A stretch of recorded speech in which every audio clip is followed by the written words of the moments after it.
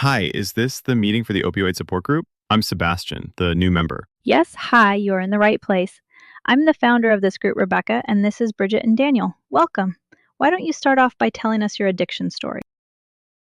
Because of the severity of the injury you sustained, I'm going to prescribe you some painkillers. But be mindful that these painkillers are highly addictive opioids. That's me, back when I was in college. I still look the same, right? I severely fractured my wrist playing football, but I became over-reliant on the painkillers my doctor prescribed for me. This was the moment everything went wrong. I picked up my prescription that day, relieved, because I would no longer have to feel the sharp stabbing pain in my wrist.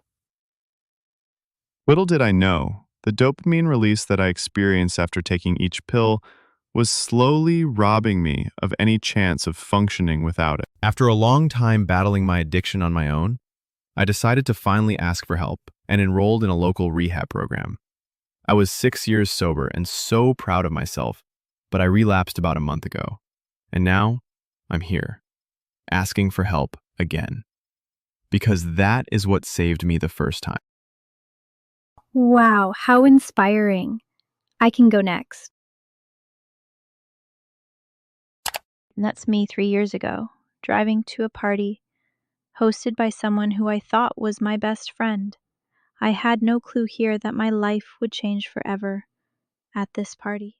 Rebecca, everyone does drugs at a party. Don't be such a buzzkill. I promise, taking one pill won't hurt.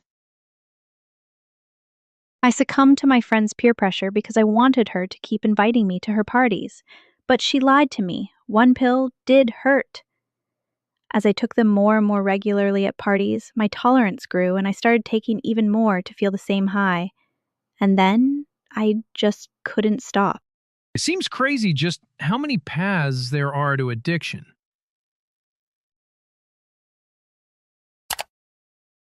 A few days before this, I had found my mom's old medication that the doctor prescribed after surgery.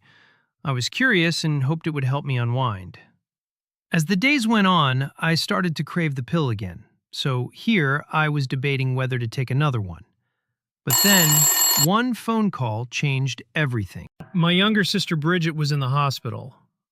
I was jumping to the worst possible conclusions, and all I could think about was what would have happened if I had taken the pill and been unable to answer the call. I'll take over from here. Drugs helped with my anxiety disorder, but I didn't realize how out of control I was until I woke up in the hospital. I had overdosed and only survived because of quick medical attention.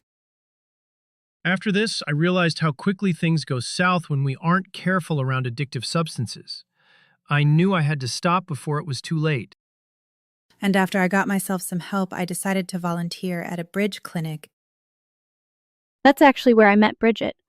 All my friends had left, and I had no one to turn to when my addiction was getting worse. Each time I popped a pill, I could hear a small voice inside me telling me I had to get help. I couldn't deal with this alone.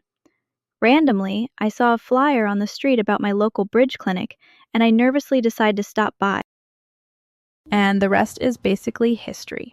Even though recovery has been a difficult journey that I am still on, Bridget and the others at the clinic encouraged me to find something of my own that I could redirect my energy towards, something that I could derive some inner sense of accomplishment from. That's why I began this support group. Each meeting feels like a small but tremendously impactful win.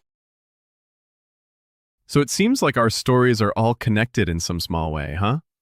But we never would have realized it if we hadn't asked for help.